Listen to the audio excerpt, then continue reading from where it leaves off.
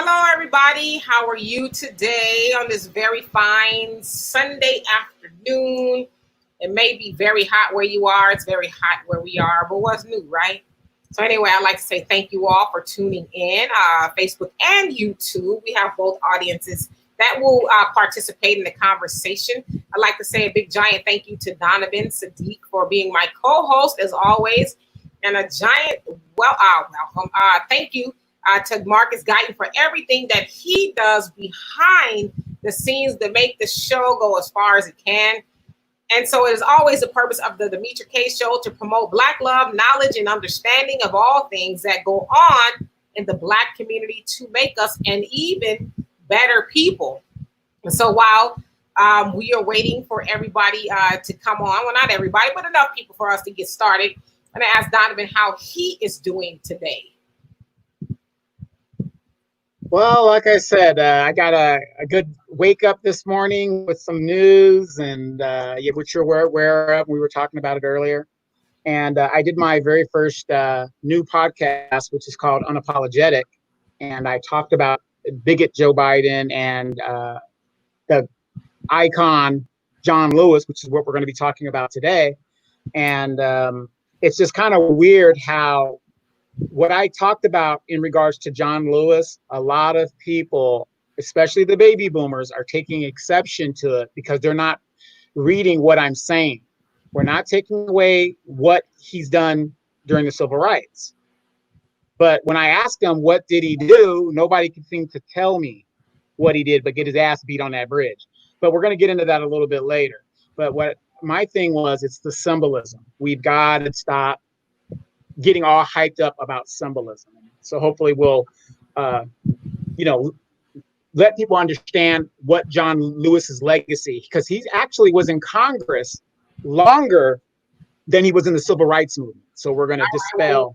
We're going to get all off into it. And hello, everybody. Tay, Sydney, and Terrence. I hope you guys are having an awesome day so far. Jonelle, what's going on with you? So anyway, let's go ahead and get started. So as you guys know, Friday evening, Congressman John Lewis passed away at the age of 80. He was born in Alabama.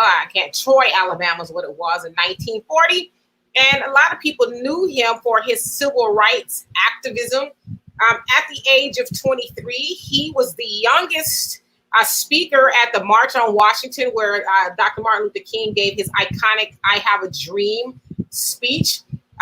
John Lewis was actually one of the organizers as well with his group, SNCC, Student Nonviolent Coordinating Committee. They all got together and put on the March on Washington, where they were going for freedom and jobs, civil and economic rights for Black people. I think this was 1963. I have a whole lot of dates in my mind, so forgive me. He also was very instrumental in the Freedom Riders. It was a group of riders who rode throughout the segregated South to force laws that had actually been passed in saying that, to get rid of racism, well, not racism, but discrimination and a whole host of things they were going on. Specifically, the buses were still segregated. They weren't supposed to be. And so what they would do is they would take these treks through the interstate, the very dangerous segregated South. And they ended up, experiencing a lot of police brutality and a whole host of things by the KKK. And then most notably, he was on the march from Selma to Montgomery on the, what do you call it? I got a lot of stuff in my mind, so forgive me. The Pettus Bridge, where they were met by state troopers, they being John Lewis and 600 other people. He was 25 at the time where he led this march. It was a 54-mile march, if you will, to Governor George Wallace's governor mansion. He, if you guys don't know about him, was this big-time segregationalist Democrat at the time, where he was famous for saying segregation now, tomorrow, and forever, or however it went. Basically, he was not for integration. So Black people during the time were fighting to be integrated. I hate saying that word because I can't say it right. They didn't want to be segregated for a whole host of reasons. And he fought for things like voters' rights and just a whole bunch of stuff in regards to the civil rights movement. And a lot of people actually say that John Lewis should actually get more, just as much notoriety that Dr. Martin Luther King did, because he was very instrumental in shaping a lot of the things that went on during the civil rights movement. And of course, I should also say that the march to Montgomery, or Selma March rather, was also called Bloody Sunday, where a lot of them were brutalized. And John Lewis was one of those who got his skull beat in, to where they also say that he would show people, and children and a whole bunch of people, feel my head, because it was an actual dent that's, up until the time he passed, obviously, was still there from the brutality that he endured. And so in 1984, actually, he was elected to Congress, and he had been there up until the time that he passed away. He was a congressman of Alabama. And so I just think that where was it at? Georgia.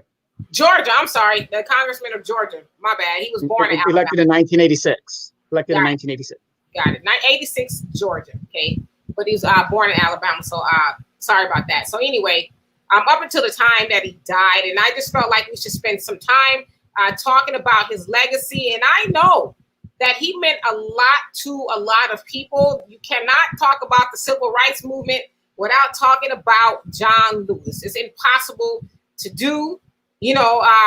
Without John Lewis, there would really been no civil rights movement. Hold the vote, okay? Donovan is telling us to hold the vote. We'll get into that a little bit later. But one of the things that John Lewis was very passionate about was the right to vote. Felt like we should have the right to vote, and obviously we should, right? And so, but there's the other side of it. A lot of people, a lot of Black people, say that John Lewis didn't really do a whole lot of things for Black people outside of, and I want to reiterate that, outside of the civil rights movement. Said a lot of things, were done out of symbolism. And I'm actually going to let Donovan go into that portion of it, but I want to get to you guys' comments before we do, so that we don't get behind. And if you are in the watch parties, please come on this side so we can see your comments. And we're going to also talk about other things during the time that we're here. We are still in election season, so we need to talk about that. We want to start talking about things that matter, opposed to, that's what we do on the show anyway. We talk about things that are a little bit more serious than we do on the other shows, but we want to talk about things that really matter, and that's going to help us move the ball. And I'll get to you guys' comments, and then I'll let Donovan take it away. All right, and so let's, I already see the comments. And Tay says, good afternoon. Sydney says, hey, what's up, fam? Terrence says, what's up, Miss D? What's happening with you? Peace to you, Jonelle, as well. And Terrence says, he haven't, I think he said, done a goddamn thing. Oh, my God. Thank you, Rose, for sharing the link. And Ravana, I hope I said that right, says, happy Sunday. Happy Sunday to you as well. And Donovan, you're saying, what is going on, folks? This Sunday, let's have this conversation of opinions. And then he's also put up some links if you guys want to check out some of the Black-owned products on those things. And so I don't see any more comments. So Donovan, before I let you take it away, I just want you to know that some people may listen and they're not going to like some of the things that you are going to say. Just remember that John Lewis was very loved throughout the world. And especially within our community, amongst what we call our baby boomers. It is also said that he should have a funeral that would be that of a president.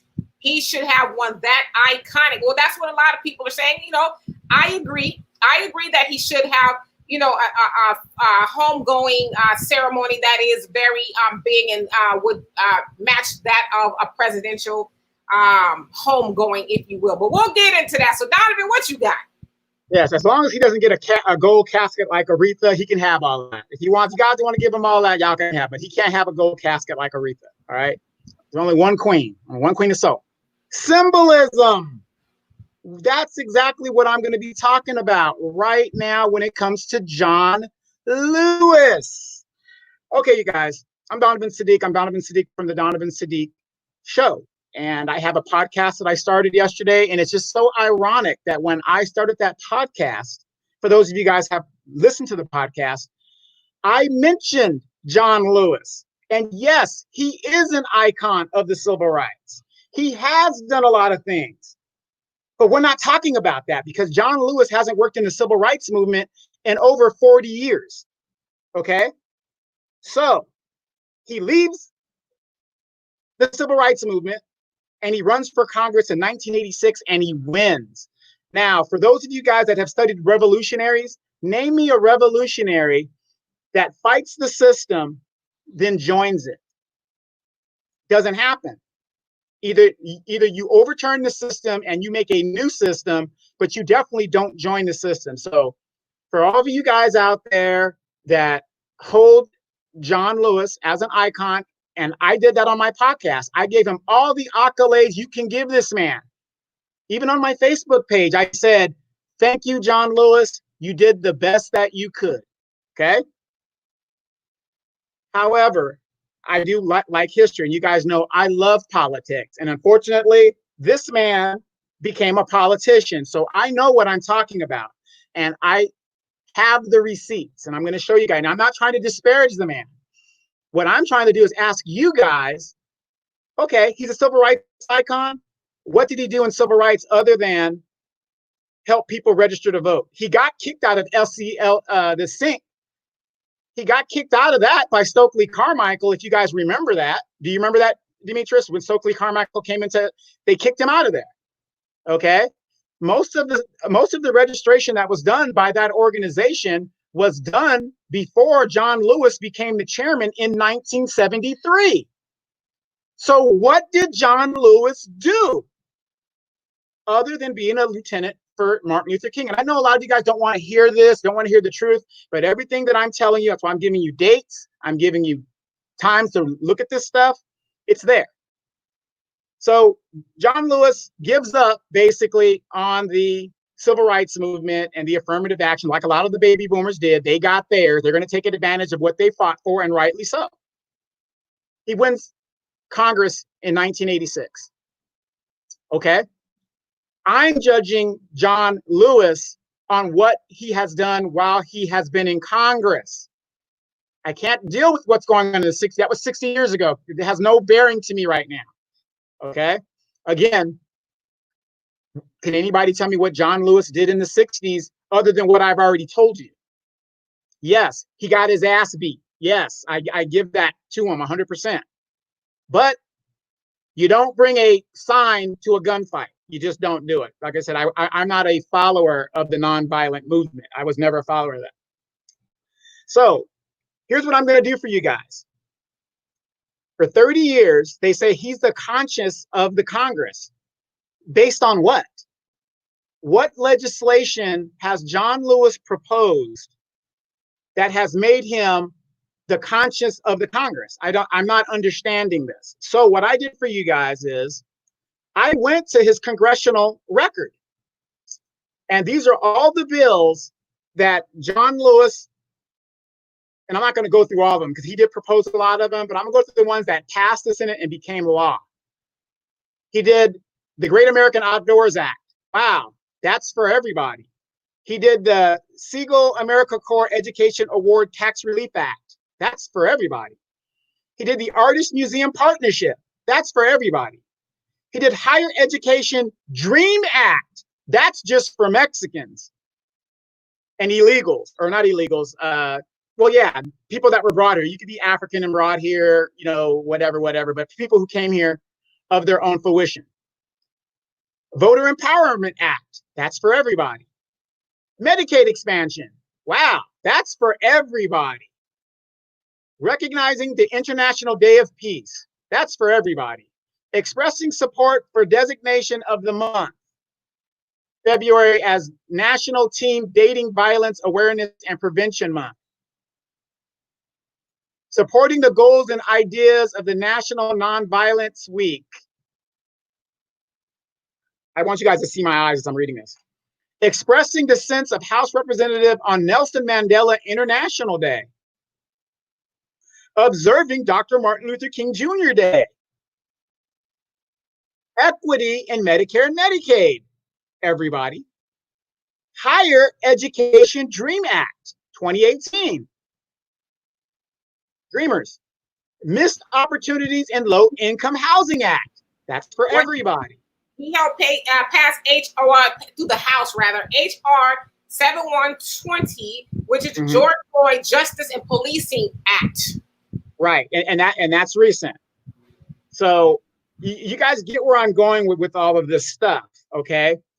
I went through his whole congressional record of what he's done while he was in the Congress. Not once in there, other than maybe a Martin Luther King thing, which is symbolism, has he stood up and championed specifically for Black people. No reparations is in there, none of that stuff. And so for all you people out there that are getting in your feelings, what we're trying to point out is we have a lot of representatives, not just John Lewis. You got Sheila Jackson Lee. You got all these people from the civil rights era that are still in there doing what they're doing. Symbolism. They are not getting the job done. So my question to you guys is, what has John Lewis in 30 years in the Congress done to champion Black issues? Demetra? I'm going to read some of these comments really quick. And then I'm going to ask you some questions. All right. And so Vado, what's happening? I hope I said that right. Vado says, John Lewis taught me that when the police beat the shit out of you, you tell them, thank you, master. Oh, my Lord, have mercy. Sydney says, name a revolutionary who hasn't been killed. I think that's what you meant to say. Yeah. Hasn't died. All revolutionaries die. Fidel Castro dies. Everybody's going to die. Well, he said correction, killed. I know, Al, this is not up people's alley, but you know what? Sometimes, we need to talk about these things. We can't always be, shucking and jiving. Yeah, I try not to do a whole lot of that. So if you don't mind, you just, hang in there with us, because this is some stuff that people need to know, and this is the crazy part too.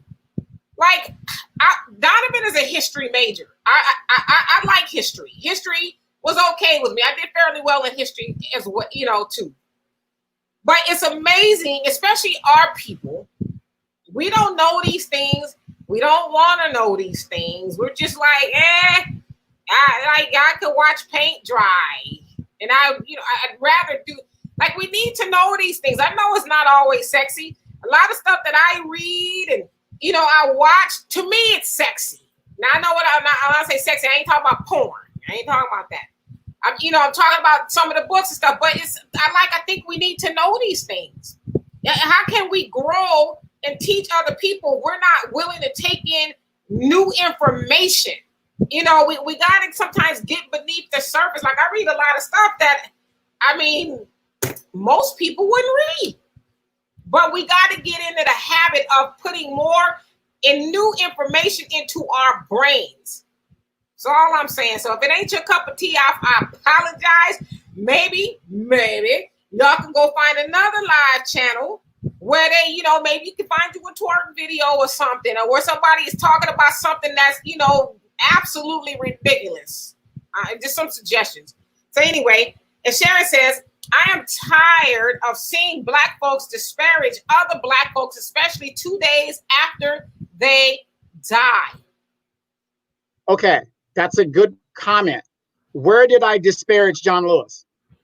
Well, I don't personally think you disparaged him, but I think on the surface, it does appear that, and most people, I guess, and I can't speak for Sharon, but I think what she's getting at is, the man ain't even in the grave yet. And so what?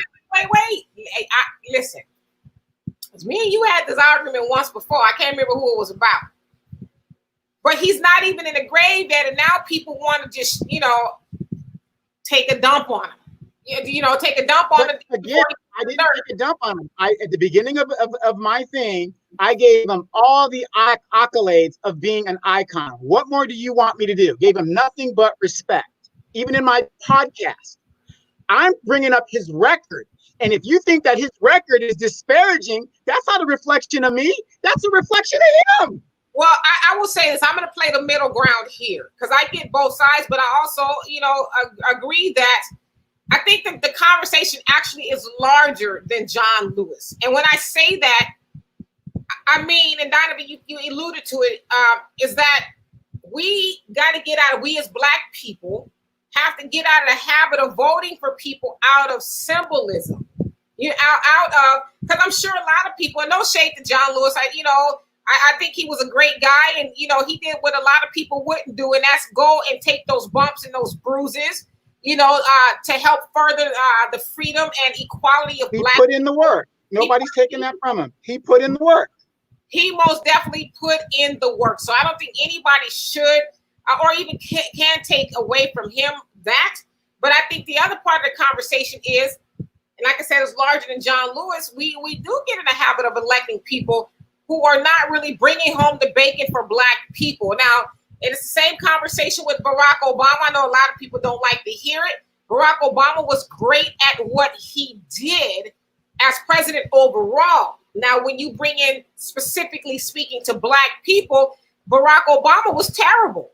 He didn't bring that one piece of bacon home, to Black people. He just didn't. And so I know a lot of people will get mad and say, "Oh, you talking bad about Barack Obama?" We're not talking bad about Barack Obama. Not talking bad about John Lewis. We're trying to have the overall conversation that these people we keep sending to Washington, what are they actually doing for Black people specifically?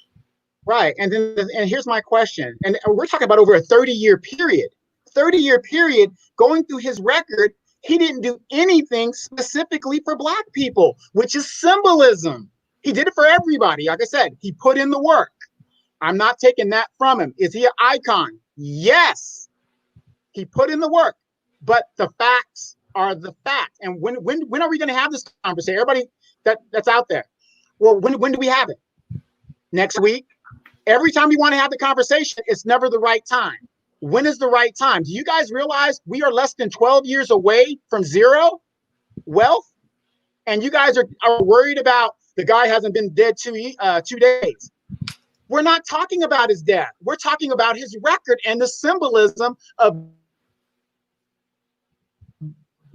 taking icon, holding them accountable over the period of time that they are in Congress. Right. Forget the civil rights. I'm not even talking about that. I can't even, like the Hammer said, I can't touch his civil rights record. I'm not even going to go there because number one, I wasn't born. And number two, I benefited for whatever it was. Right. I'm talking about his congressional record.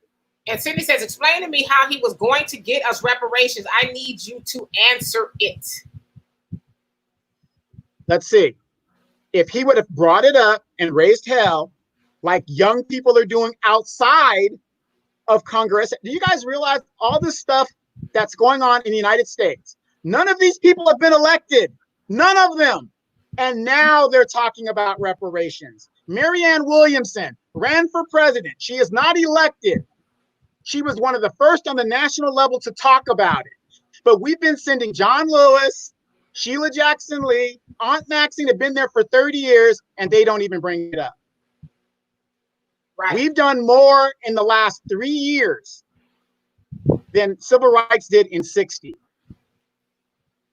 Uh-oh. I mean, moving the ball. I mean, because you guys got to admit, the civil rights ball has not been moved in just about 60 years. Well, no, it hasn't moved. It hasn't. And Jonelle, you say, much respect to John Lewis and his service to our progress in the progress for white sovereignty. And that's just the facts. We at best live and die in that order. John Lewis, John Henry, we are clearly plowing, not for ourselves, but living and dying for white sovereignty. I mean, and a lot of people, listen, I'm trying to be really, I don't want to say tiptoe, because that's not, I don't do that. I'm too big to be tiptoeing anyway, but I'm trying to be respectful. But a lot of people have actually said that about the congressional service of John Lewis, that it did placate white sovereignty and white people. It was almost like that. Well, you guys know what I did as far as the civil rights movement. However, now that I've made it, I'm going to be this all lives matter, type of I just read to you his resolutions that became law. And that was just a few of them. He has a lot of them. But it isn't specific to Black people. It's for everybody. Right.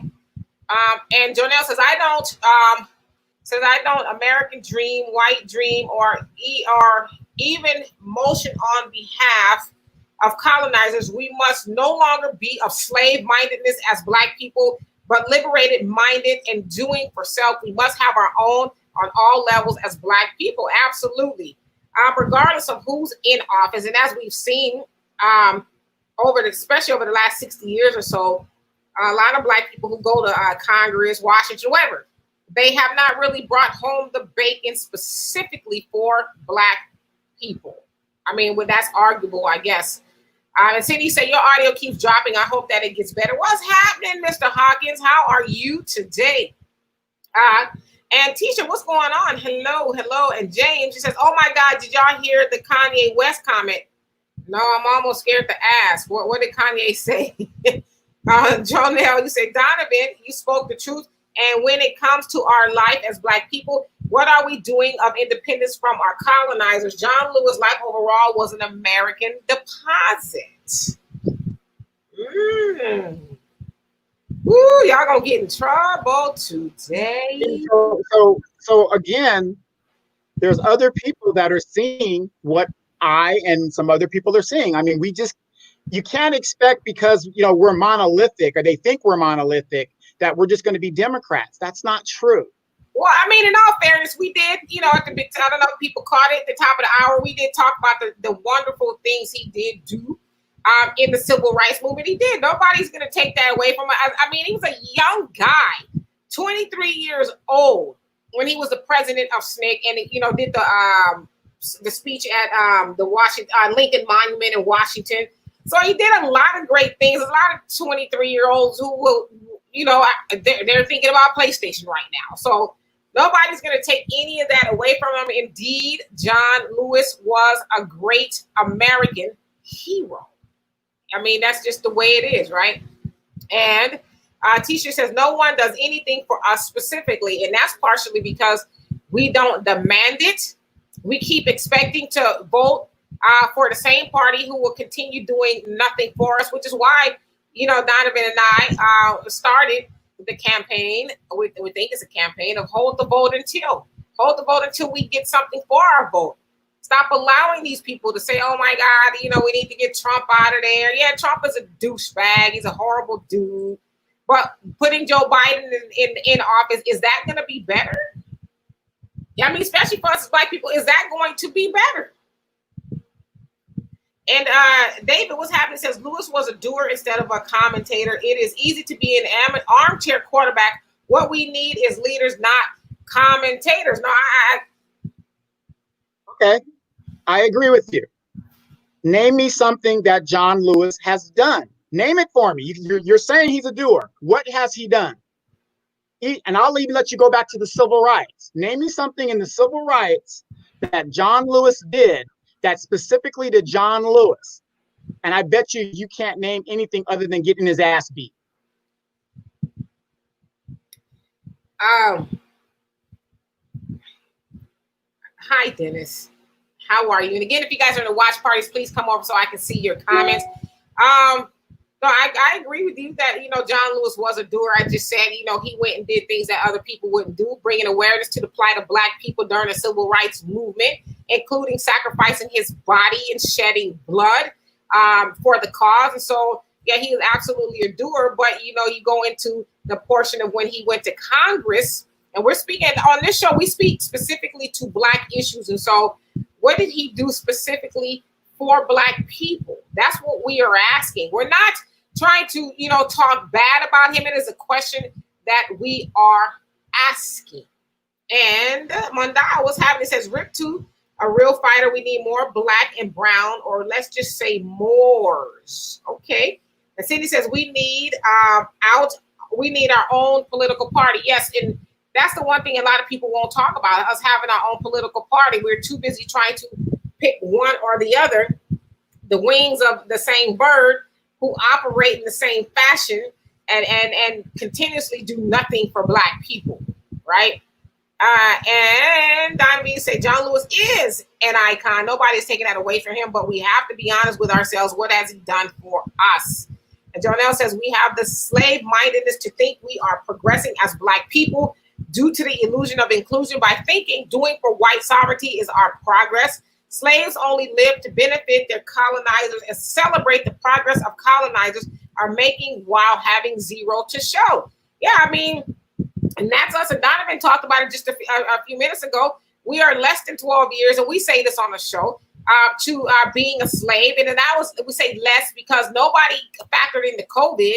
And those numbers actually came from Andrew Yang, who said due to AI taking over a lot of jobs, if you will, and we know Black people disproportionately make up the service industry, you know, AI is taking over those jobs, in addition to a whole host of other things that we as Black people were going to be out of money in 12 years. Well, nobody saw the pandemic coming into play. So now it's probably taken off quite a bit of years where we as Black people are going to be out of money and out of time. As Dr. Claude Anderson talks about, we are now a permanent underclass.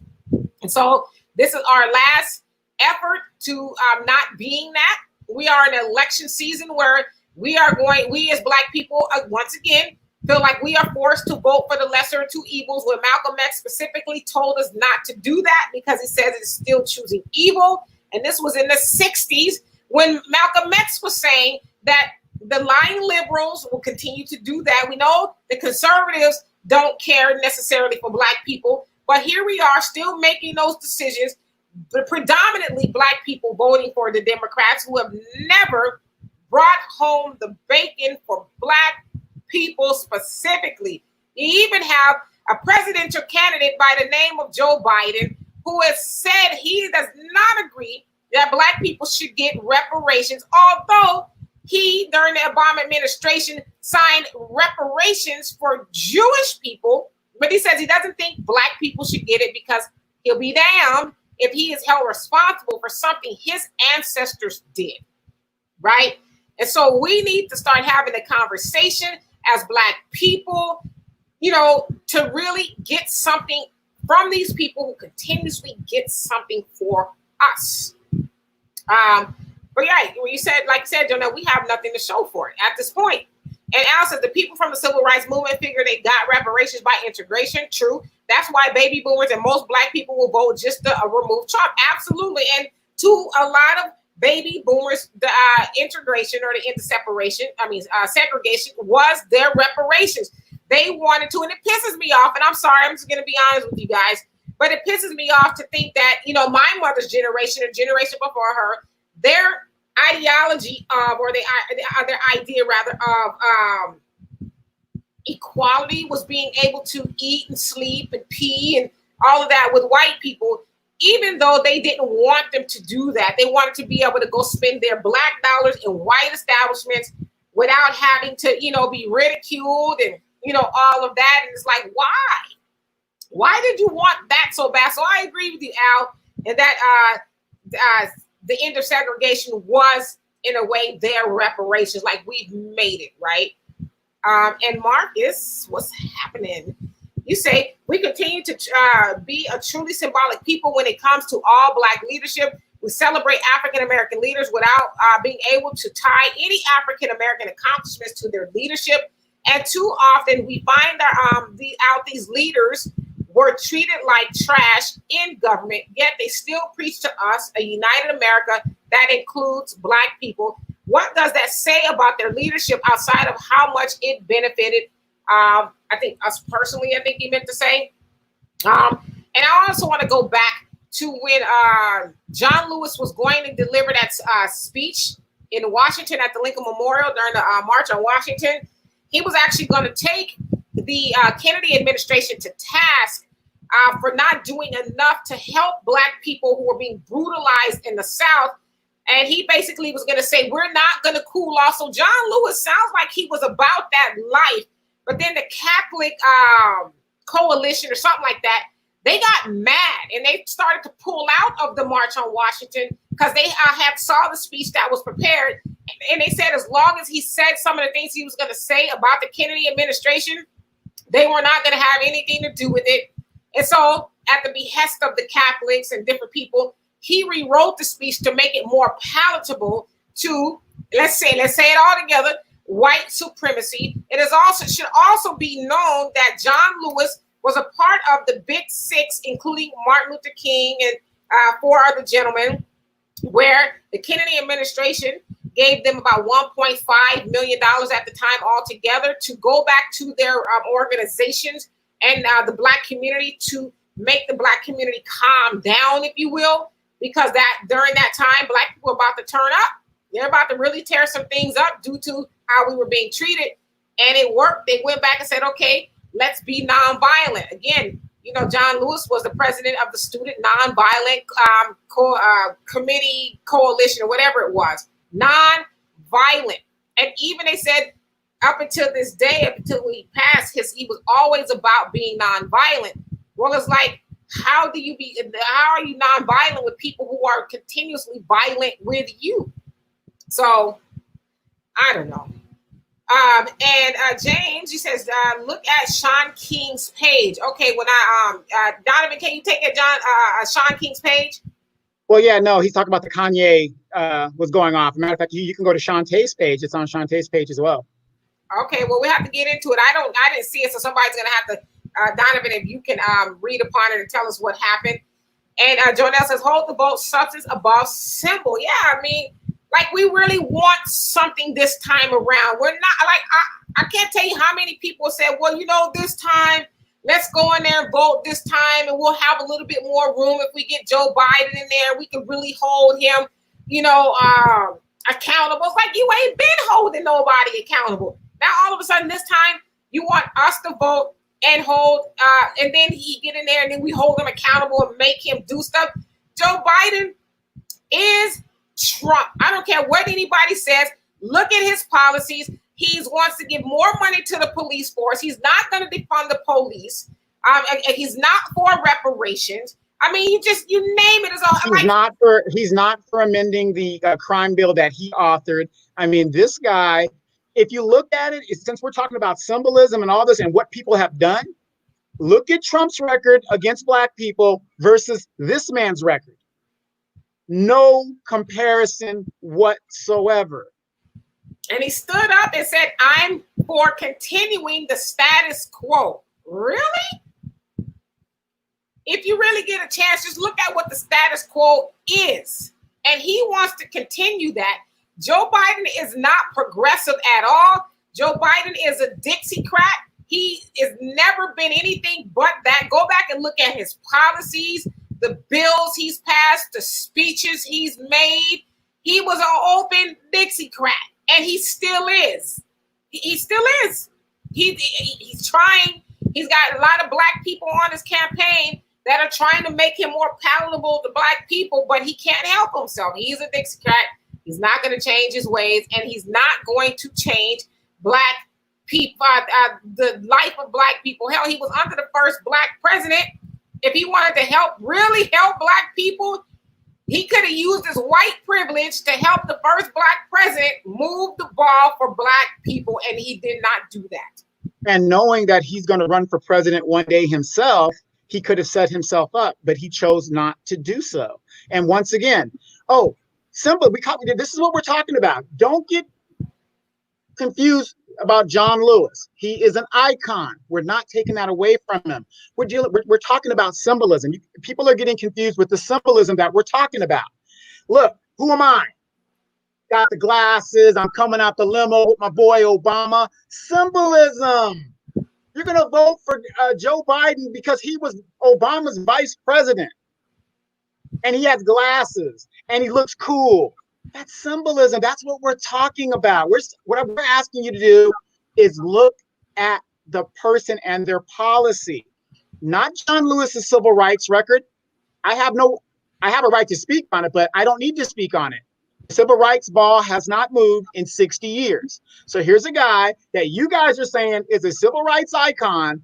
And for some reason, In 60 years, he himself hasn't moved the civil rights ball, even while he was an elected official. But I bring this up, and I'm the problem. Let me ask you this question. James says, if John Lewis did nothing, then who is responsible for the Black business movement in Atlanta? Wait, are you talking on a local level, or are you talking on Atlanta? I guess it'd be locally. Okay, let me show you how it works. A congressman is supposed to bring back bacon and stuff. He has no influence on local stuff other than federal dollars and bringing that in. We didn't say he didn't help do that. I just read some of the bills that John Lewis passed.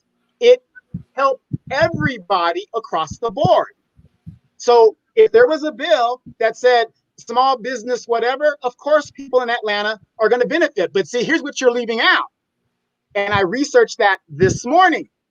You go to downtown Atlanta, there ain't no Black businesses down there. And if there are, they're minuscule. They're minuscule. We're talking about where the skyscrapers are, the stadiums are, CNN, where the big money is. There ain't no Black businesses down there. So what are you talking about, sir? Challenge. And Donovan says we have to stop falling for the symbolism. And Jonelle says Blacks, especially in those political positions, are regulated and about as free as Nick Cannon do for Black people, and just as celebs, when they get out of line, those who print their revenue pull their chain or withhold their allowances. We are not progressing until we, beyond the regulation of others who have nothing but the desire of regulating us and keeping us in stages of allowances, we must have a true, full, and complete freedom by all means. Absolutely. Nobody's going to do that for us but us. You know, you think about somebody, as you brought up, like Nick Cannon, who has about $60 million plus. You would think he'd be free enough to say and do what he wants, but for whatever reason, he recanted upon, you know, what he said during an interview with Professor Griff, and we haven't seen or heard from Nick Cannon after. He said that it maybe, I don't know what it was, but it was a very encrypted message. I don't know if he was thinking about leaving the planet via suicide, but we haven't heard from him since. And so, again, hopefully he's okay, right? And Mr. Hawkins, you say, hello, Miss K. I am so glad there are young Black people like you and Donovan. First of all, thank you for thinking we're young. To Donovan, John Lewis made it possible for you to be at the microphone, sir. I don't know how old you are. However, I always kept excellent jobs, expecting any help. Mm-hmm. Okay, please answer me. How does John Lewis make me connect my computer, my internet, my processes? How did John Lewis directly do that for me, sir? Because you're talking symbolism. You're talking symbolism. John Lewis has nothing to do with me being where I'm at right now. He has nothing to do with that. So how do you figure? And I'm not trying to be disrespectful. I'm just saying that what you're saying is it's symbolism. You're saying symbolism. That's like saying, I pledge allegiance to the, it's symbolism. John Lewis, there is no law. There is nothing that John Lewis has done that has initiated where I'm at to talk to you guys on this platform. I did this. Me. Well, there you have it. Jonelle, you say Prince said it best. Stop playing the game, establish your own. Absolutely. You guys know Prince walked around with slave written on his face for a lot of years because his record company wouldn't release his masters. And he says, as long as they have my master, I have a master and I am a slave. Yes, and did you guys notice during that time, none of his videos were on YouTube either? Yeah, they just actually released him after his death because he was like, y'all ain't finna be running up my stuff and profiting off of it. That's my stuff. And I can't say that I blame him. And Sidney says, speaking of King, I saw your comment on his page, on his page regarding his security running off to unmarked police. I don't believe that. Oh, you think Sean King is lying? And refresh my memory. I don't remember what I said at this point, but I remember where you said that, or he said he has a black security company now securing his house because of all the threats and stuff that he gets. And then when he walked up to his security company, walked up to the unmarked police cars, I think he said they admitted that they were watching him. The feds watching him. So you're saying you don't believe that BS? Well, do tell. Why don't you believe it? And what did I say? I don't remember at this point. And Jonelle says Black unity is empowerment. Absolutely. And Al says our mayor allowed the city of Houston to have a big ass downtown march and rally for George Floyd during the middle of the COVID. Yet and still, that takes away from the more important things for Black people. Well, I think at the time they felt like, that to me, it could have been, some symbolism as well. Let's give them what they want. So, get it over with. And then they'll go back to sleep like we usually do. Because now, as you see, there's some protests still going on. But now it's really been hijacked by white people. Look at what's going on in Portland.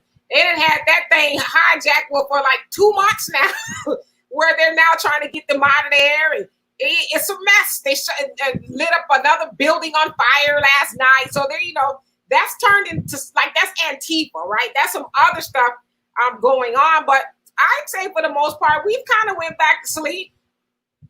We've kind of just said, okay, yeah, they gave us some Black Lives Matter stuff, and they changed some names of stuff. They took down some monuments, and the NFL sing to us. And all of that is what? All of that is what? Symbolism. It's symbolism. You're not getting nothing for it. It's not it's not bettering your life. It's not a financial gain. It's all symbolism, hoping that you take your Black asses back into the caves. Right, back to sleep. And David says, I think back then when we as Black people realized that eating and drinking in these white only establishments, it forced them to see us.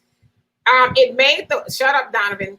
It made the white establishment see us as human, as more than human. Once they acknowledge us as intellectual people, we can move forward. Okay, Donovan, I would love to take this. Well, I'm gonna let you go ahead and take it because I can see you itching. Go ahead. No, I'm not really itching because, like I said, everything that I say is, it's not based in fact. But then when I go back and I say, okay, you tell me, there's no response. I'm looking for the responses. I can't get no responses to my questions. But to that question that David Lee is, do they see us as humans now? I don't think so. You're a little bit more nicer than me. That's not where I was going. I was gonna say, who gives a good goddamn if they see us or not? Like, what is them? And no disrespect to you, David. No disrespect at all. As I understand what you're saying, but I really don't give a shit if white people see me. And I guess now I could be cavalier in saying the things that I'm saying because I wasn't born then. So of course it's a little bit cavalier, maybe a little bit I don't know, haughty, if you will, for me to say, well, if I was back then, ain't no way I'd be wanting to eat in those people restaurants. I don't know what they putting in my food. She'll forget that. I'm gonna go eat my mama's fried chicken. That's me now. So I can't really speak to how it would have been then, but me now in 2020, I'm like, who cares if white people see us? And that's kind of been the downfall of us as Black people. And I get it. That's what it was about in the civil rights movement. It was validation from people who didn't validate us ever. They didn't validate us when they were bringing us over here on those slave ships. The only thing that mattered to them is if we were good cargo, if we were able to breed and to work and to pick cotton and to make them now trillionaires, as we're speaking of now, because the America is only that mostly due to the institution of slavery. So they never validated us as humans ever. And they still don't. We're still in 2020 having a conversation over Black Lives Matter. We know it matters, but we're still trying to get everybody else to say, well, Black Lives Matter. And unfortunately, that we've gotten all these institutions, including the NFL and a whole bunch, we even saw the Congress, go and kneel with kente cloths on, and we do, that's so symbolic. Oh my God. We have gone back to sleep because that's all we really wanted. And we've been wanting that in the civil rights movement is symbolism and validation. Validate by writing a check.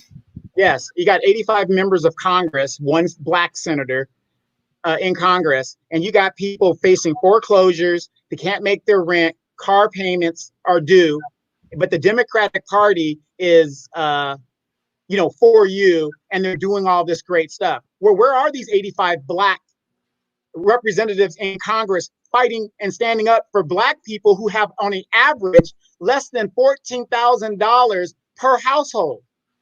So if anybody needs a bailout, it's us, because we don't have the wealth. Right.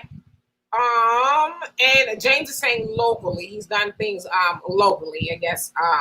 And Marcus says this is how significant John Lewis is and was. If you ask the average African American under the age of 25 who John Lewis is, best they would guess with the remote possibility of getting it right. Yeah, but that's what I'm saying. We should know our history. John Lewis is now and was, but really now a part of history.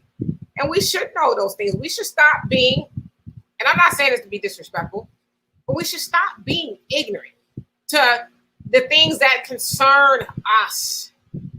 I guarantee you, to your point, we could, hell, we could go to people 55 and younger and ask them who John Lewis is or was, and they'd be like, I don't know. Wasn't he somebody that was in the civil rights? That's probably as far as it can go. No, what they're possibly going to say is, wasn't he the guy with Clark that went through the Americas to discover the Pacific Ocean? That's what, that's what I would think, because, the Lewis part of it. Donovan says downtown Atlanta is basically all white. John Lewis legislation always benefits everybody, which is basically white. And Al says, Donovan, I told Demetra, my grandmother used to say, go sit down somewhere, aka black people always have something going on. Pick the battles wisely. Symbolism. Yeah, we got to stop getting caught up in the muck and the mire of absolutely nothing. I hate it. I hate nonsense. It's like it's like nails to a chalkboard to me, honestly, because and this is me speaking personally, I got a lot of stuff going on. Even during this pandemic, I never had a chance to do anything. Like, I'm listening to people watching everything on Netflix and they chilling and engaged. They said the average American, I think 75% of Americans, that's what they said, gained at least upwards of 16 pounds on average due to the stay-at-home orders. I wish I got a chance to slow down. So the point that I'm making is I hate trivial stuff that's just like, why? Go ahead, Donovan. No, exactly. I was just going to agree with you in regards to that. It's like, people have zoned out. Completely. But here's my question. Now that the great John Lewis is gone, the next person you get in there, what are they going to do any different? And my question, the reason I'm saying that is, are you going to hold that person accountable to getting something done in Congress, or you specifically, or are you just going to let him do what John Lewis does for everybody else? So if anything, this is a learning tool and saying, okay, Negro, if you're going to be running for this seat and you want our support, this is what you need to do. John Lewis is gone. He's a great man, but guess what? He's gone now. Now, we're going to switch the script on you and do it a little different. You need to deliver for us. And if you don't, your ass will be out of there in 2 years. That's where we got to start thinking, okay? It's not about attacking John Lewis. It's not about attacking his record. I'm just showing you guys his record. How can you be a freedom fighter or this person, then you get elected into the system, and you do absolutely nothing for the people you supposedly fought for? That's what I'm saying. All right. And Marcus says the only politician most African Americans know by name is Barack Obama, and there is a reason for that. We have organizations that represent us in many cities that we don't even know exist in that city. And they are called leadership. I believe leadership has a definition. Absolutely. Now, the thing too about Barack Obama is, and the narrative that has been formed about Barack Obama, and again, I'm not taking anything away from him. He did a lot of great things for everybody, if you will. but you can't call Barack Obama's record into question in regards to black people to black people, because we've been sold that narrative that he was some sort of a deity, right? Barack has never done anything wrong, and any of that kind of stuff. And so it's hard to even say, well, why don't you look it up? You look up and see, what Barack Obama, in fact, do you know that Barack Obama was against reparations for black people? It doesn't matter. He wasn't the president of just black people. He had to be the president of everybody. Oh, I hate that. Right. But then people are going to defend him and say, well, he didn't have the Congress, so, he had his hard problem. Wow. He used executive orders to dig up the Dreamer thing and to do DACA. Right. That's strange. He didn't need the Congress to do all that, but he did it for them. And I see you have the website wrong for Black and Dope Apparel on there. Up there, right. And Jonelle says, clearly the stage is being set for Nick Cannon via media with reports of him suddenly thinking of suicide. We know who owns media and and we are a witness of celebs who die suspiciously. The truth is feared in a society of lies. When God is the truth, we be wise to stand on the truth despite all opposition. Allah Akbar, God is the greatest. Amen. Amen. And another thing is, like I said, I know people don't want to talk about stuff that is serious. The reason why we bring up these topics, and I'm about the money, we bring up the topics because we are out of time. This pandemic, nobody has been hurt more in this pandemic than we have. We didn't learn a damn thing from 2008. We're back in this situation again. And you guys can recite Nick Cannon and all these entertainers that are going to be okay. Okay, they're going to be okay. And by the way, Nick Cannon, his friend committed suicide, I guess, a couple of days before. They said that might be another reason. Oh, wow. But anyway, yeah. But, we got to really start talking about serious issues that affect us. We are out of time, people. And what I'm saying is we can't continue to elect people like John Lewis into office that is not going to do anything specifically for our people. That's all I'm saying. And let me say this, because I see your comment, James says, I love y'all, but I have to respectfully disagree that folks like John Lewis didn't aid us in the progress we benefit from it. Yeah, and I agree. I think it is a stretch to say he didn't do anything. Clearly, he did something during the civil rights movement. So I agree with you in that.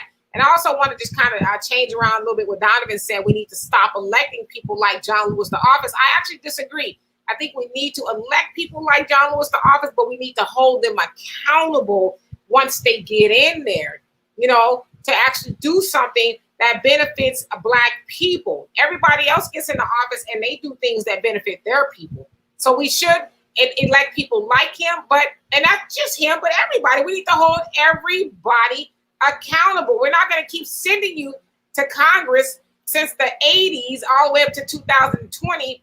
And, Black people can't specifically say, well, here, this legislation was specifically for us. So I'm going to play the middle. Yes, and play the middle. And that's right. But how many of you guys are aware right now? See, I'm a political junkie, so I eat this shit up. Excuse my language. I know it's Sunday. But how many of you guys right now is Donald Trump is demanding a payroll tax cut for his people? He wants a payroll tax cut in a pandemic, and nobody's saying nothing. How many Black congressional members are up in arms, pissed off, saying something about that? Not one. Right, and they're arguing over whether they want to give Americans, I guess the House wants to give Americans $2,000 a month until 3 months after the pandemic ends, whenever that is. So they're talking about that. The senators, well, the Republicans rather, because they control the Senate, they're like, no, you might get $1,200 one more time. But that's about it, right? So, and like you said, we're completely distracted, but we don't see or hear about those things that are going on because we don't want to, right? And Nikki, what's happening? He says, just like Black folks, rah, rah, rah, then poof. Yeah, talk about, the Black Lives Matter movement, and, we're up in arms and we're pissed off. And then we stop being pissed off once, the NFL is going to sing the national anthem to black people. Right. The NBA season's about to start. Got to go watch it. Right. And John says, I can see you have no idea what your roots are. And then your comment cut off. And Jonelle says, because they know they can pacify us, as the Honorable Minister Farrakhan said in his message, the criterion, we must not fall for pacification. Absolutely. We got to stop falling for the banana in the tailpipe. See, and here's another thing that I want you guys to consider. They are using the death of John Lewis as a distraction to keep you off the reparations talk, to keep you off all this stuff that we've been fighting for the last couple of months. I mean, okay, think about this. Think about this. You guys been watching TV, the news. There's all the clips are his civil rights highlights. Ask yourself this: why aren't they showing any of his congressional legislation triumphs? Down says Donovan, I told my coworker that overly used say his name, George Floyd, was a form of symbolism. Yeah, it actually was. You know, all of us say their name, say her name, you know, Breonna Taylor and all of that. But like, what are we actually doing? Are we as black people willing to withhold our vote? Are we willing to withhold our black dollars from this economic system that does not benefit us? Like, what are we really willing to do to really drive the point home? Besides say stuff like say her name, say, like, we got to actually put actions behind those words. Otherwise, it is just symbolism. Like, I don't want to say another name, because that means when we're saying all these names, that means that more black people are being murdered wholesale by the police. We need to actually put something in action that says to this racist system, we are not going to put up with it anymore. You will not. And this is the one thing I will say by John Lewis and his generation, and I say this all the time, regardless of what we agree with the bus boycott or not, they knew what it was to actually sacrifice to get something or something they wanted, whether we should have, you know, integrated with the bus system or whatever. They at least knew how to sacrifice. They walked and did everything else for over a year, besides catch that bus that made them sit in the back of the bus. They did not do it, and they changed the way they were treated. But we don't have that anymore. We get caught up in symbolism. I don't want to say another person's name anymore. I want to actually do something that stops them from being murdered in the first place. And Marcus says, Barack Obama currently stands as the biggest symbol for Black progress. And that is so dangerous. And he says, halo on a truly catastrophic level. After these statues, I go on and they set up for our biggest financial something. I believe that Barack Obama's shell will crack. And I think you may be driving or something, which is why your comment is a little jumbled. So maybe you can rewrite it for me. Cindy says, he said they sped off after seeing his Black security guards approach them. The most militarized city in the world sped off after seeing security guards. I was born at night, not last night. Well, I mean, I don't know. That's what the man said. But I would say this. I like Sean King. And I don't want to see anything happen to Sean King. I know a lot of people say a lot of things bad about Sean King, but you know what? Sean King does the work. Sean King brings justice to a lot of people's issues that otherwise would have gotten swept under the rug. And so whether he's telling the truth about that, I don't know. But what I do care about really is that he is actually helping bring justice to a lot of people, specifically Black people. And Donovan, you say this is a great conversation. I want to thank you guys for considering another option, opinion. Don't consider another option. And Andre, what's happening? Says, where do we get the bailout? Or when? I think, where do we get the bailout or when? I don't know. They're supposed to be talking about it this week. They're going to be voting on it, I guess. Maybe if you're lucky. Now think about this. Everybody's lost their jobs. Congress is in no rush to give you anything because guess what? They still get their pay. They still do their thing. They're in no rush. Nancy Pelosi showed you she has a whole freezer full of ice cream that she can just go to and let them eat cake. That's what it was. Yeah. Yeah. I mean, And that's what I'm saying. We need hell raisers to go into Congress and, and start holding these people accountable. It doesn't matter that they don't get the thing passed. It does matter, but you know what I mean? I know they're going to be fought, but we're not even seeing them fight, even if they're just acting. Right. AOC, as much as I don't like that woman, the perception is she's fighting. That's the perception. And Sydney says, so I don't know when the next bailout is coming. They're talking about it, but hey, just wait for it. And Sydney says, and when Mitch said he will not put anything regarding bailouts on the Senate floor, what do you want the House to do? Talking about okay, right? Okay, Mitch McConnell came out and said that he does want a bailout for people that make $40,000 or less, because those are the people that need it. That's what he wants to do. But Trump wants to do a tax payroll cut. And they know after I think $12 trillion given to the corporations and the rich, we're not going to go for it. They're trying to stop all these protests. So that's the problem. If the president doesn't want to sign what Mitch puts on the table, what can he do? It's called gamesmanship. And I know, and Sydney knows this better than I do. Right. There you have it. And Al, I saw your comment and I appreciate that. Thank you. And Nikki says, Donovan always playing. Folks don't know Lewis and Clark.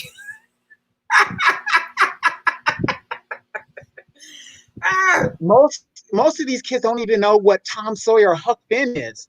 I'm talking about literary classics. It's sad. And hey, Stomp Down from YouTube, what's happening? He says 30 years served in the House of Representatives. What did he accomplish other than talking about how he was hit on the head with a brick while marching with Dr. King? Y'all know y'all need to stop. Well, I think it's a fair question. I really do. Well, again, you can Google it. I'm on his page right now. It will show you all of his congressional records of what he proposed and what became law. Okay? He might have proposed other things knowing that it wouldn't go through, but I mean, nothing for his people specifically. What's happening? Miss Johnson said, this is a great show. Well, thank you.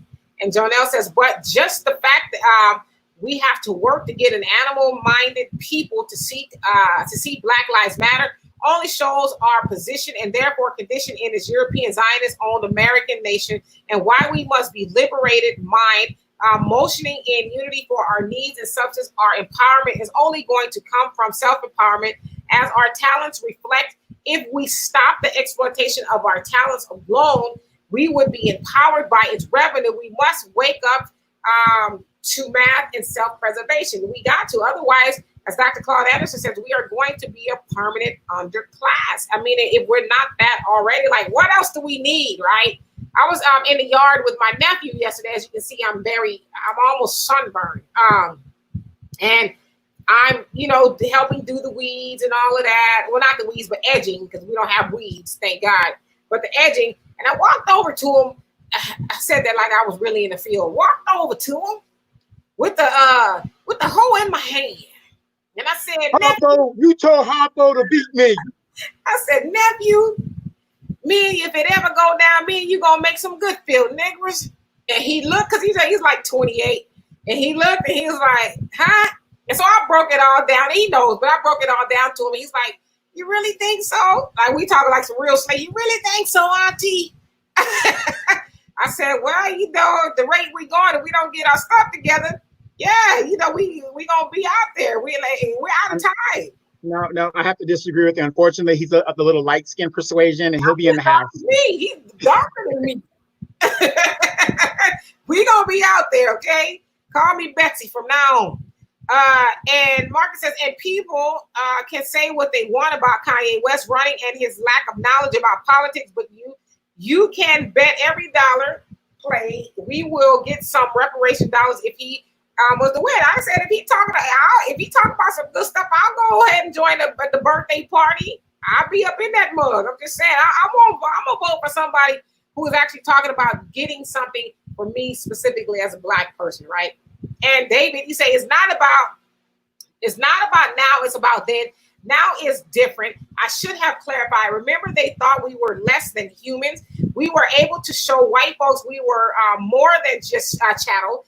We can now use our power based on what has been gained, little or not, to build upon. I am not disagreeing with the Biden aspect, but until we get Trump out of our lives and more danger, because this leadership encourages physical confrontation, understand that our generation is responsible for growing. And I can't see the rest of your comment. Right. Well, let's think about this, though. Because of Trump, a lot of this underseated things that went unheard, untalked, unchallenged has now come to the surface, and we've got to face it. We've got to face it now. There's no more of this, well, in 4 years or 8 years after Biden. No, we're out of time. We are out of time at this point. Yeah, unfortunately, we're out of time. I mean, a lot of people say, well, we can't stand another 4 years of Trump. Well, Black people have been enduring over 400 years of hell in America. I mean, what's 4 more years going to do? 4 more years, I think, is going to cause Black people to really, stop all the bullshit. I tried not to cuss, but it came out. Stop all the nonsense and really sit down and say, okay, this is our last stand to really make a difference. Trump is in this thing, and I'm not voting for Trump either. I don't agree with Trump. A lot of his things, I don't agree with Trump. So I just want to make that clear. I'm nonpartisan, so is Donovan. But, we got to stop clinging on to, 4 more years of Trump is going to kill us. I think we'll be all right. Black people are very resilient, okay? And John, you say, what does your beliefs stem from, Donovan? No, you just said I agree with our Congress, and they are living wage for people. It's kind of messed up. Donovan, do you understand what he's saying? Not really. It's kind of convoluted to me, but I'm sorry about that. But basically, my belief system is I vote my interest. So right now, my vote is for sale. If a Republican came to me and said, I'll give you $1,000 for your vote, hell yeah, he can have my vote. Because one thing I know is on the national level, Bush versus Gore in 2000 said that your vote does not matter. So it's a distraction to keep us fighting and saying this and saying that. It does not matter. We are at the bottom of this system.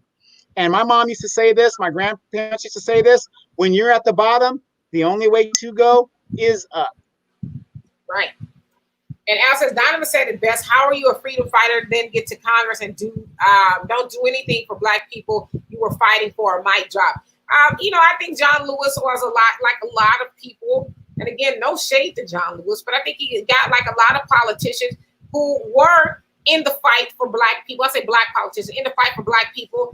Then they got in there and they got those bags slid to them. And hey, you know what? That charity you say you like, we'll go ahead and give that some white envelope. Watch The Distinguished Gentleman. That's an Eddie Murphy movie, The Distinguished Gentleman. You guys watch that? That is the biggest con is going to Congress. They legalized bribing. They made it a law. You can legally bribe a politician, and it's legal. Yep. Hey, Shannon, he says, I'm here listening and learning. All right now. And Al says, my son told me, since Black people aren't serious about reparations, they will get it when on income tax. They will get it on the income tax refund. To some people, that is a reparations, then they give it all right back. And Jonelle says, we truly can't expect much from a Black politician in the White House. If Obama couldn't break us the corner of a slice of bread, being president for 8 years, well, that's just a sign of our substance being at our own hands. Absolutely, yeah. A lot of people are like, we made it.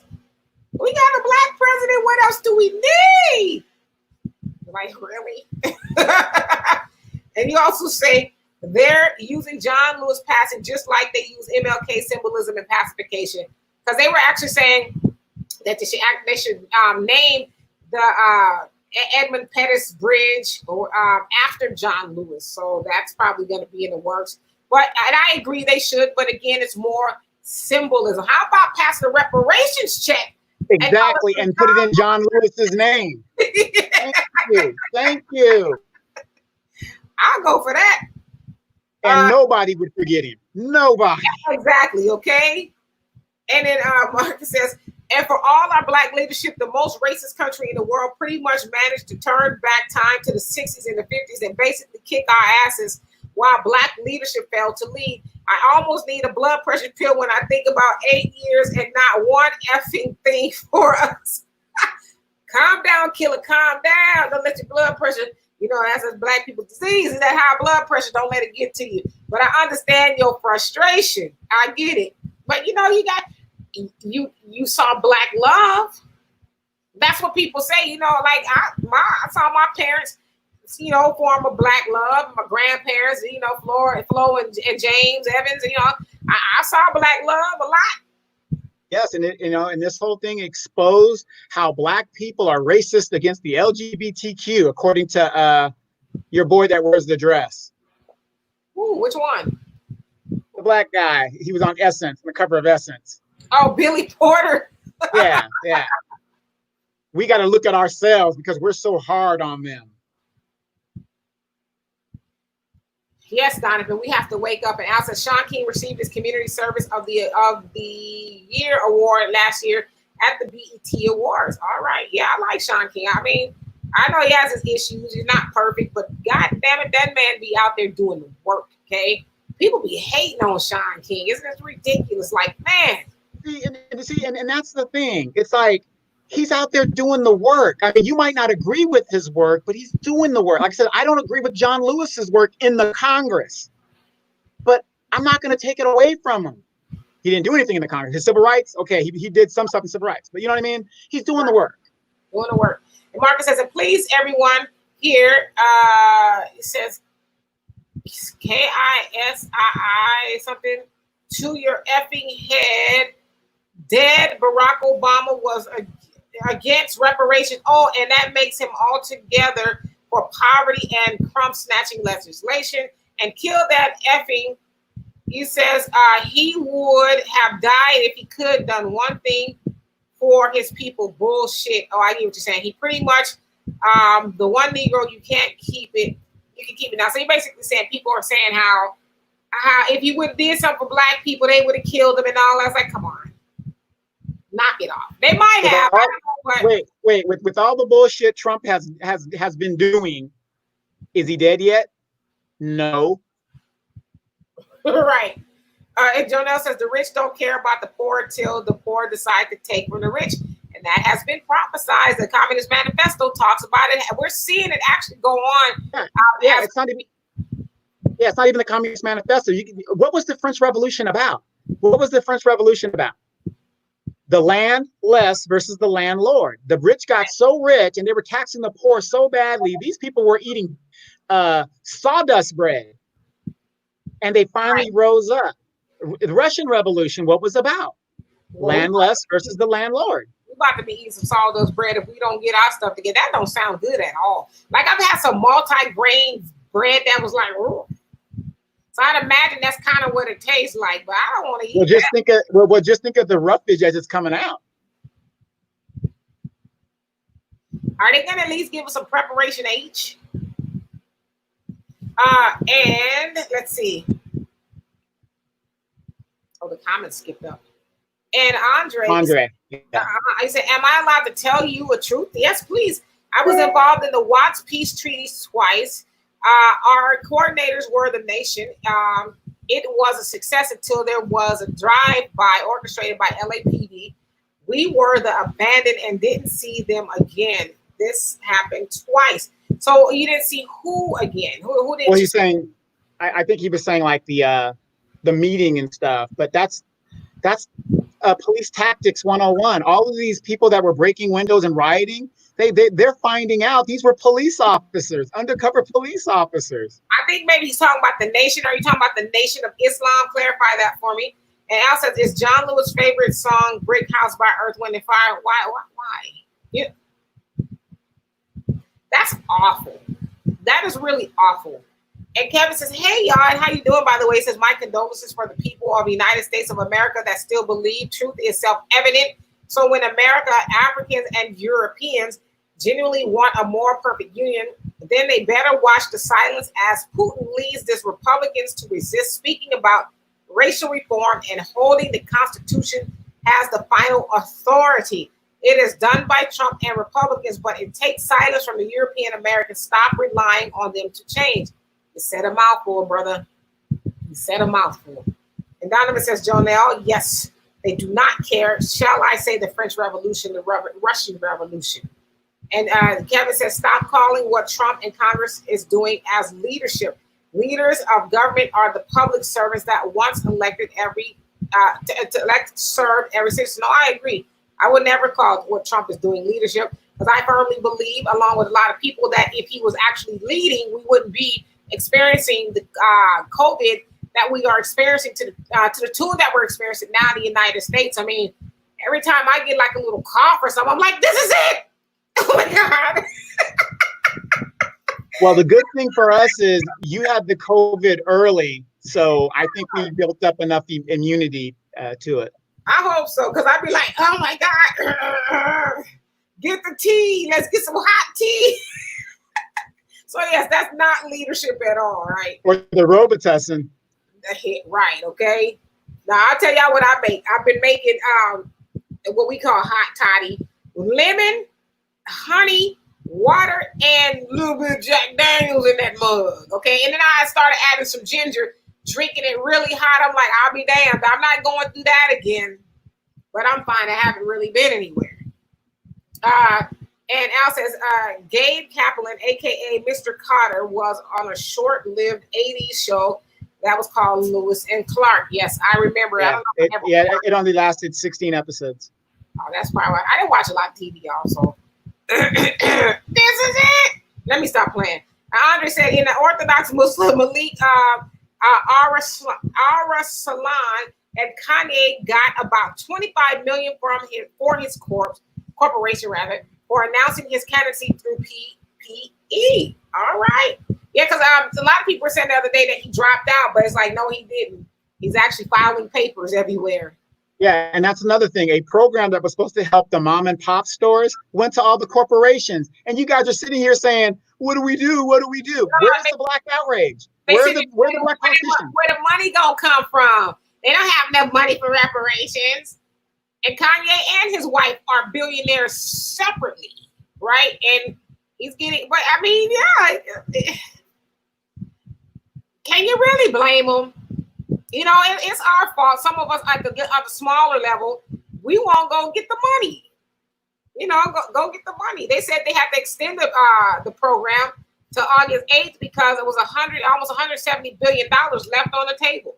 And a lot of black businesses didn't even go get the money. Because they don't want to do the work. But I'm glad you guys brought that up, because if you're a veteran out there, the VA is paying if you have like bills and stuff, but just came out, I think, yesterday. So the VA is going to help veterans pay their bills. Right. And Jonelle says, like Tariq Nasheed said, we fought World War II to help free Jews.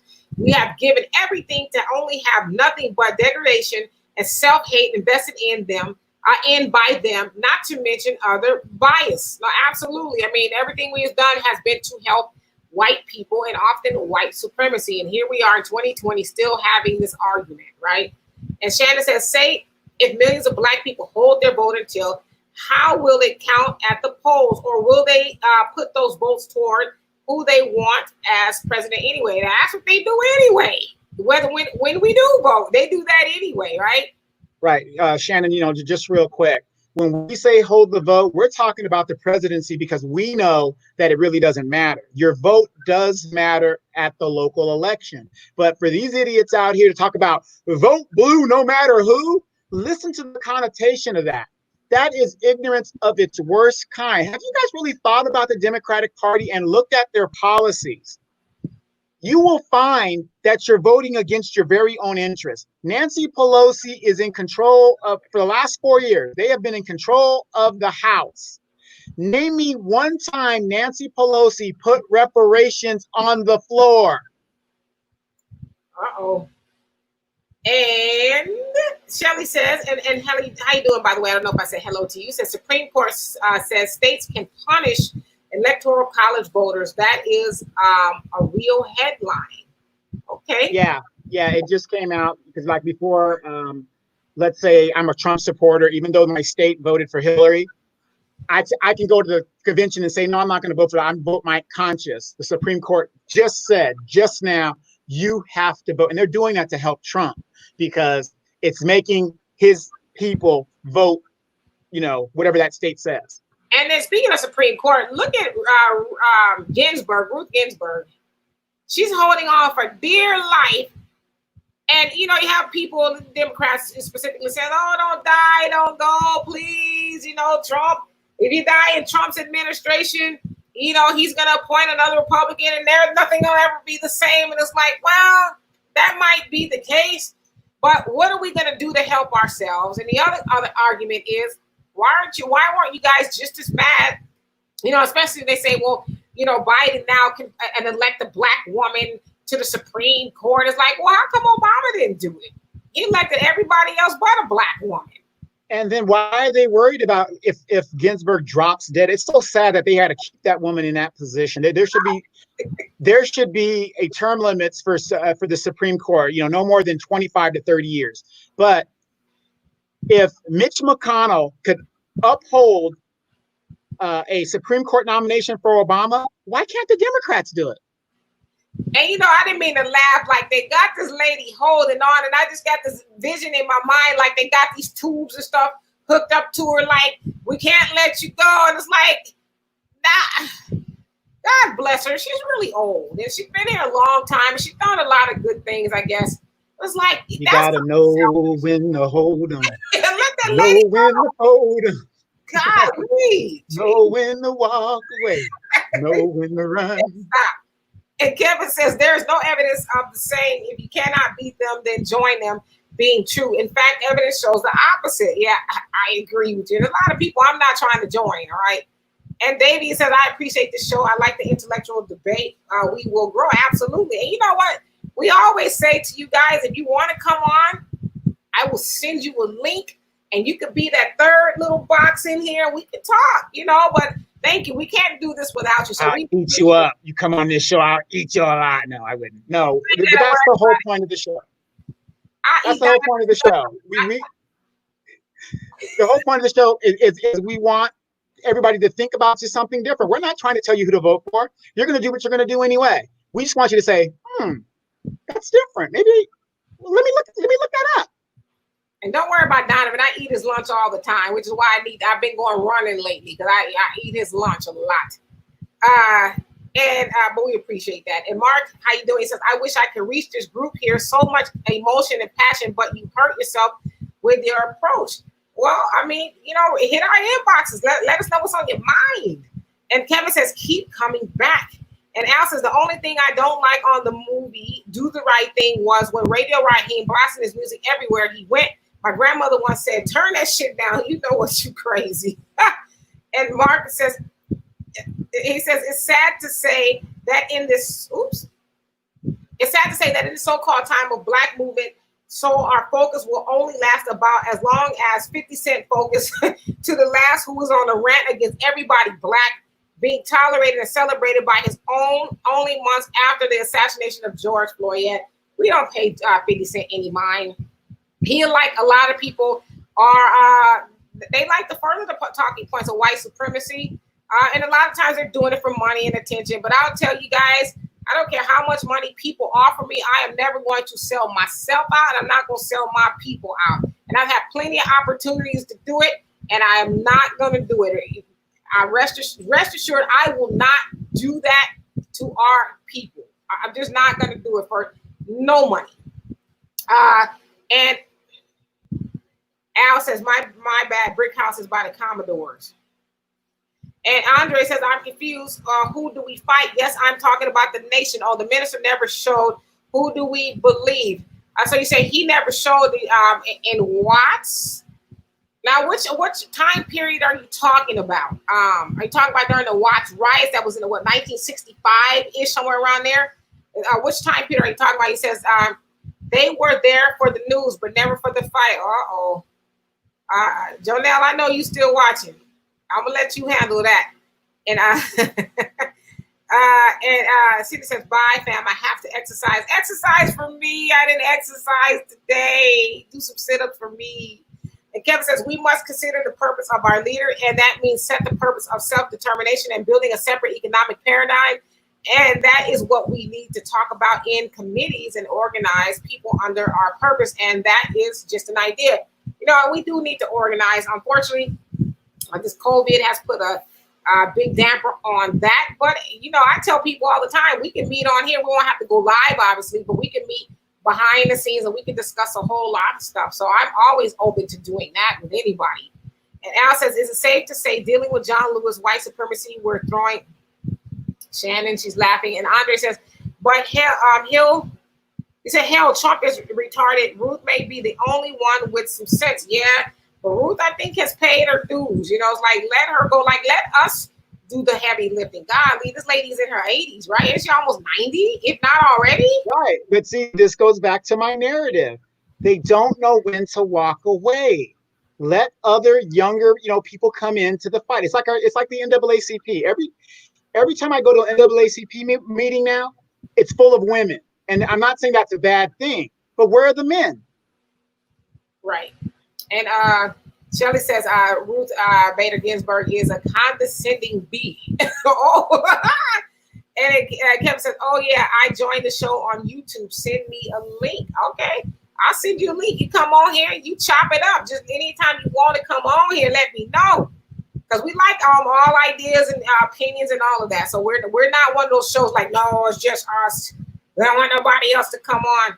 And Cindy says, Sotomayor is from the hood. And if you hear her speak, it's ish about us. It's ish about us, I think you're trying to say. I posted her latest comments. Okay. I mean, I'm not saying that Sotomayor is not about the business. She's a Puerto Rican woman, right? I'm not saying that, but Cindy, this is your people. Talking about we need a black Supreme Court justice. Well, why didn't Obama put one there? I'm just saying, like, I know Sotomayor is about the business, but we're talking in specifics to black people. Why didn't Obama put one there? He put a white woman there. He put a Puerto Rican woman there, but he didn't put a black. I thought, that wasn't for you, Sydney. And David says, tell me about how reparations will help African Americans in the long run. We spent the $1,200 as quickly as we got it. I would rather have an impactful candidate that will give us the power to come to the table and make meaningful progress. I will take it though, okay? Yeah, and in all fairness, listen, I live in Southern California, as does Donovan. We live in Southern California, $1,200. It's like, what are we supposed to do with $1,200? Really? $1,200 right now would pay my electric bill, and that's it. $1,200 wouldn't even cover my rent. I need some more money to go on top of that. Okay, it wouldn't even come close. Just so you know. But when it comes to reparations, though, Dave, you got to think of it this way. Since we know black people are going to spend that money, just because we know they're going to throw it out the window, does that negate me getting my check? Yeah, because all of us ain't going to do that.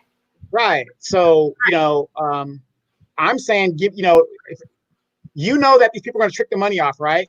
So since you know that, and you're going to get your money, wouldn't you build a business to go get that money that they're going to trick off anyway?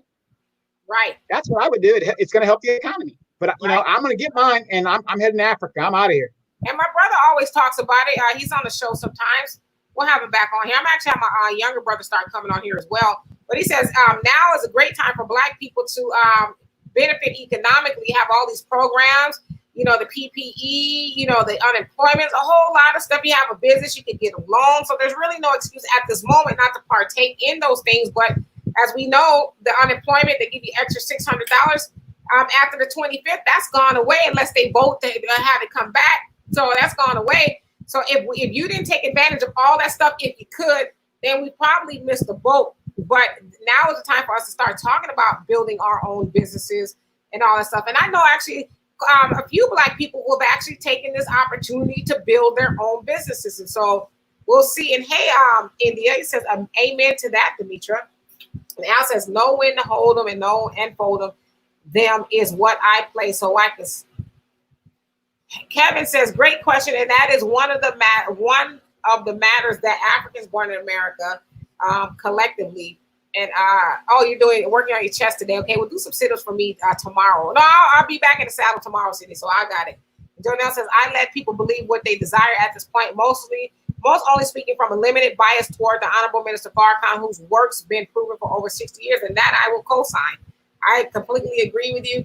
Nobody has done, especially in modern day time, has done the work that the minister has done. He's put his whole life on the line to help Black people. And all we do is, not all of us, but a lot of us just dog him out. But we will hold up somebody like John Lewis, no shade to him, who has actually not done a whole lot in modern day time, if you will, since the civil rights movement for Black people. But we want to always, hold Farrakhan's feet to the fire. But I always ask, well, why y'all waiting on Farrakhan? What's wrong with you?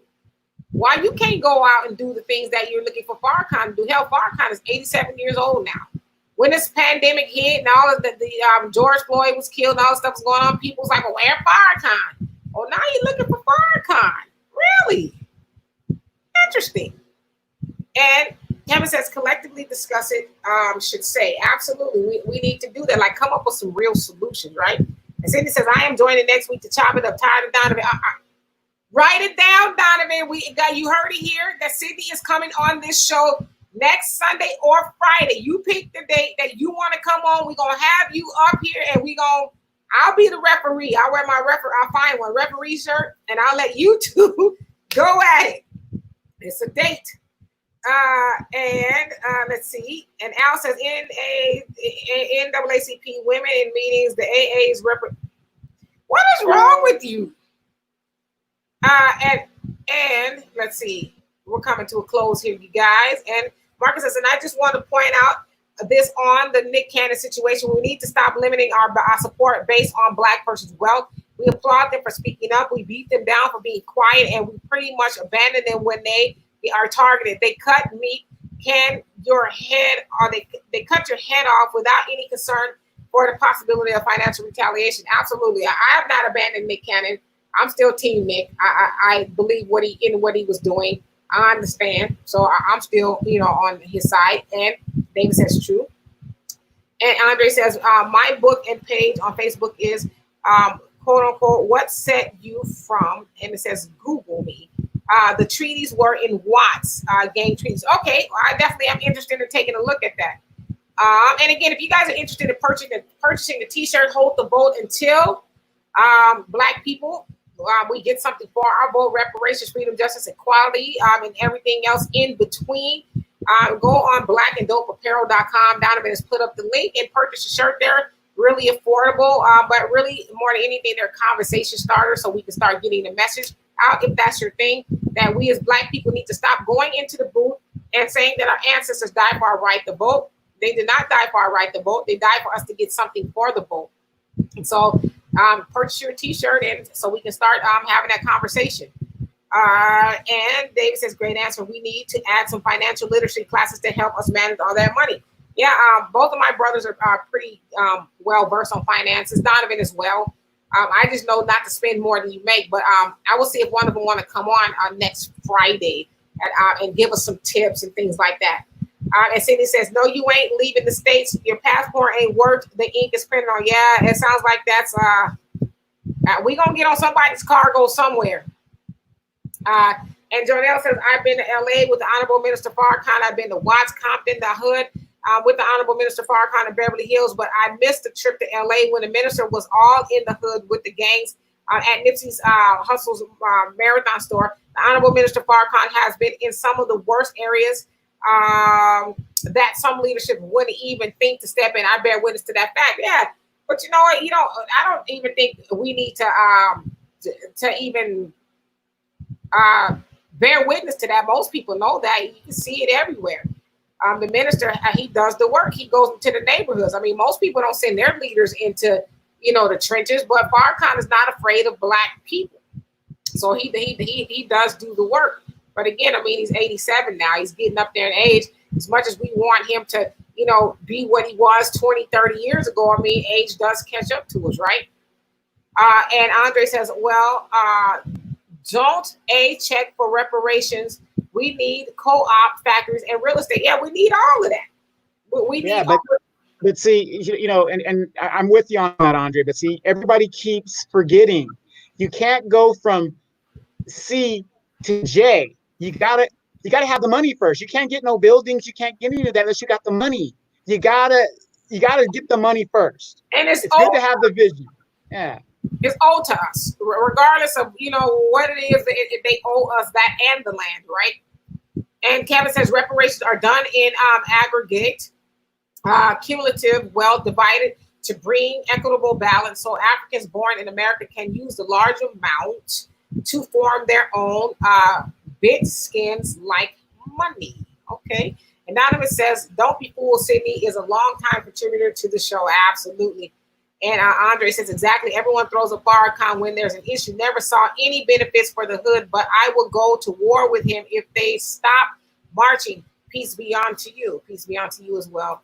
And Al says, for sale, Forrest Dorman Grill and Ali DVD, both box. There's something wrong with you. And Kevin says, thanks. I am genuinely interested in contributing to the ideas that may bring both social and economic handedness. Well, just let us know when. Jonelle says Nick Cannon has did what he could do in truth, spoke the truth, was unaware of those who came after his livelihood for speaking the truth. They didn't go after Professor Griff, but Nick Cannon because he was at the garden with the Honorable Minister Farrakhan. We know our celebs are not free, and if we don't, Nick Cannon made it evident. Yeah, I give him an A for effort. He jumped out there, leaped off the deep end, and he was ready to go swim. But I think, as you said, he wasn't fully aware of the ramifications that were to come. And so I'm not mad at Nick at all. Yeah, he wasn't completely versed. He was on the right path, but wasn't completely versed. But we should never, abandon him. And Marcus says, once again, Black people, Africa has opened the door, and many African countries are saying, come home, where your Black dollars can benefit you in a bigger and better way. Absolutely. I would love to go live in Africa. I'm telling you, I would love to do it. And Kevin says, am I the one that bears witness to the Nation of Islam winning to Best Eye during the 1960s drug epidemic? Yeah, the Nation of Islam has done the work. I don't think that's even debatable. Then it's usually, not saying this by you, Andre, but it's usually a lot of people who want to take the nation to task. Well, what is the nation? The nation is doing what they need to do for them. But it's like, if you're interested in being a part of that, join the nation. But the nation is taking care of their business. But it's like, you can't, I don't know. Jonelle says, money talks, get the money, and then you get the honey. This nation is moved by revenue. Absolutely. Jonelle says, right. So anyway, I don't see any more comments. We are going to get out of here because I'm starving. And we will see you guys tomorrow on the War Zone, 5 o'clock Pacific time, 7 o'clock Central Time. I think we're going to be talking about Black Lives Matter, the movement. Sure, Donovan.